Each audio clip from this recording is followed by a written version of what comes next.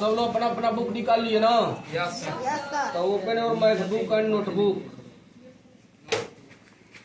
ध्यान से समझने का प्रयास करो। सब लिखवा चुके हैं, आज समझाएंगे केवल, आज केवल समझाएंगे।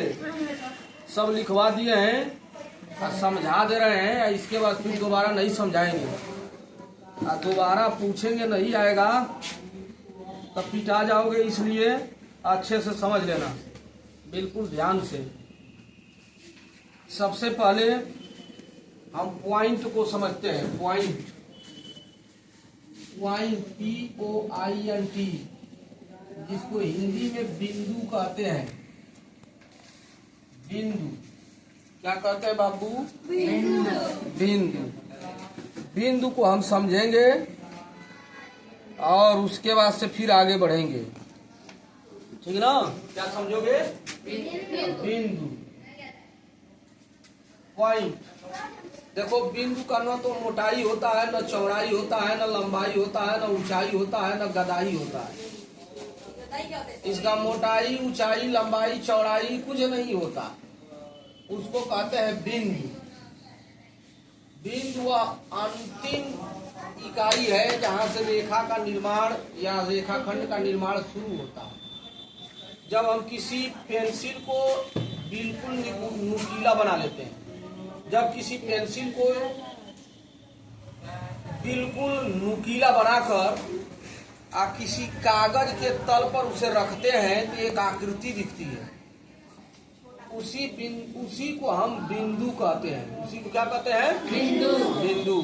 जैसे इसको चित्र आकृति के रूप में बुक में या किताब में ऐसे दिखा दिया जाता है, ऐसे एक चिन्ह बना दिया जाता है, इसको बिंदु पढ़ लिया जाता है। जबकि इसका स्पष्ट परिभाषा अभी तक नहीं आया, क्योंकि न तो इसकी मोटाई, न तो चौड़ाई, न तो लंबाई, न तो ऊंचाई होती है। जब इसका कुछ होता ही नहीं है, ठीक ना, तो इसकी स्पष्ट परिभाषा नहीं आ सकती। इसलिए विभिन्न प्रकार के गणितज्ञों ने और तमाम विद्वानों ने इसे पॉइंट नाम दिया।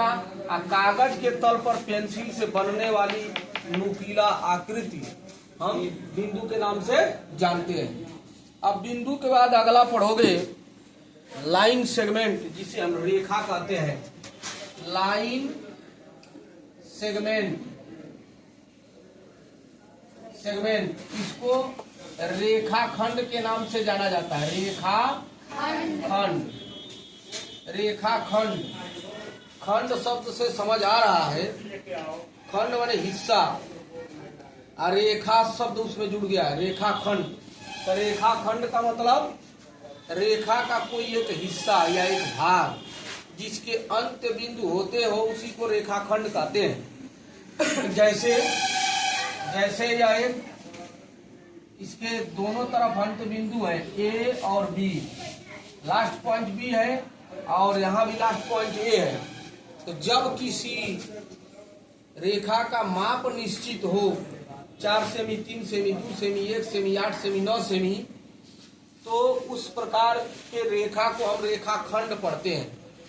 इसे ऐसे दिखाते हैं, इसके 2 अंत बिंदु होते हैं, 2 लास्ट पॉइंट होते हैं, और इसे प्रतीक रूप में ऐसे लिखेंगे। AB लिख कर उसके ऊपर ऐसे एक लाइन बना देंगे, इसको पढ़ेंगे रेखाखंड AB। क्या पढ़ेंगे?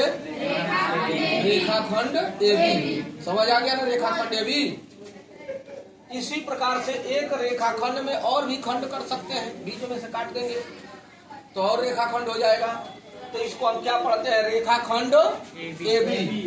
इसके अतिरिक्त रेखाखंड के बाद अब पढ़ोगे रेखाखंड का अंत बिंदु। तो अंत बिंदु ही बता दिए कि जब लास्ट पॉइंट होता है उसको अंत बिंदु कहते हैं रेखाखंड का।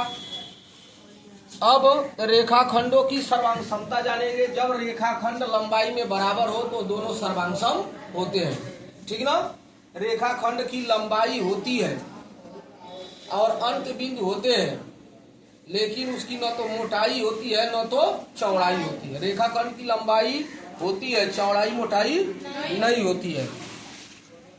अब हम देखेंगे किरणें या किरण। क्या देखोगे? किरण। तो किरण किसको कहेंगे? किरण को हम लोग कहते हैं रे, RAY। रे मीन्स क्या होता है? किरण, रेमिस किरण। अब किरण जो है एक ही दिशा में जाती है। किरण की लंबाई निश्चित नहीं होती है, केवल इसका एक निगमन बिंदु होता है। जैसे मान लो ए से किरण निकल रही है, एक तरफ में जा रही है, एक तरफ में अनंत तक जाती है, इसका कोई लंबाई निश्चित नहीं होता है। लेकिन एक प्रारंभिक बिंदु या निगमन बिंदु इसका होता है। इसको हम निगमन बिंदु कहते हैं या प्रारंभिक बिंदु कहते हैं। यहाँ से किरण क्या हो रही है, शुरू हो रही है।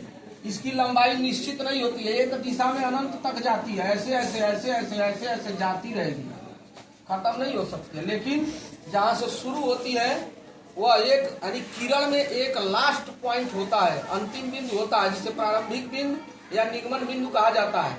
लेकिन इसका अंत बिंदु नहीं होता है, एक दिशा में अनंत तक जा सकती है, इसको किरण कहेंगे। ऐसे भी किरण हो सकती है, ऐसे भी गोल गोल भी हो सकती है। अब किरणों को ही घुमा करके इधर से उधर कर लिया जाता है। किरण को इंग्लिश में रे कहते हैं, और इसे प्रतीक रूप में, जैसे मान लो ऐसे एक किरण निकली ए बी एक तरफ, तो इसको प्रतीक रूप में लिखते हैं ऐसे ए बी, एक तरफ ऐसे तीर लगा देंगे। अगर जो ए बी को ऐसे तीर लगा हो तो इसको पढ़ते हैं किरण ए बी। क्या पढ़ते हैं, ए बी पर तीर लगा है तो क्या पढ़ेंगे, किरण ए बी। समझ गए, किरण ए बी समझ गए ना। किरण, किरण के बाद विपरीत किरण पढ़ोगे। अब विपरीत किरण क्या है, जैसे मान लो एक किरण इधर जा रही है और दूसरी किरण यहीं से इधर आ रही है, एकदम सीधे। अब दोनों का अंत बिंदु जो है सटा दिया जाए, दोनों का अंत बिंदु क्या कर दिया जाए, सटा दिया जाए, तो यहाँ जो कोण बनेगा ऐसे सीधे, वो इधर जाएगी और एगो इधर जाएगी। यहाँ सट गया दोनों बिंदु, तो जब दोनों सटे और वहाँ 120 अंश का कोण, 180 अंश का कोण बनता हो, कितना अंश का, तो कोण बनता हो, तो इन दोनों किरणों को विपरीत किरणें कहते हैं। समझ आया, इन दोनों किरणों को कौन सा किरण कहेंगे, विपरीत किरणें। ऐसी दो किरणें जिनका प्रारंभिक बिंदु आपस में मिलाने पर 180 अंश का कोण बन जाए, उसे विपरीत किरण कहेंगे। या किसी रेखा में, अगर जो रेखा है बीच में से, इसके दोनों तरफ ऐसे दो किरण, किसी रेखा में दो किरणें होती है, तो विपरीत किरणों किसे कहते हैं, ऐसे दो किरण जिनको आपस में सटाने पर 180 अंश का कोण बन जाए, तो उन किरणों को विपरीत किरण कहते हैं। जैसे मान लो किरण इधर है, वो इधर से जा रही है, इसको विपरीत किरण नहीं कहेंगे, इसको लंबवत किरण कह देंगे, क्योंकि 90 अंश का कोण बन रहा है। ठीक ना, तो समझ रहे हो ना। इसको विपरीत किरणों को समझ गए। किरण एक दिशा में चलती है, लेकिन जब दो किरण एक में मिले, प्रारंभिक बिंदु, और दोनों दिशा में फैले और बीच में 180 अंश बनाए, तो उसे विपरीत किरण कहेंगे। क्लियर हो गया, किरण समझ में आ गया। ऐसे लिख करके उस पर एक तीर लगा हो, तो उसे किरण ए भी पढ़ेंगे। तीर नहीं लगा हो, खाली बस ऐसे हो, तो रेखाखंड ए भी पढ़ेंगे। समझ आया। अब आगे बढ़ते हैं अगले हेडिंग में।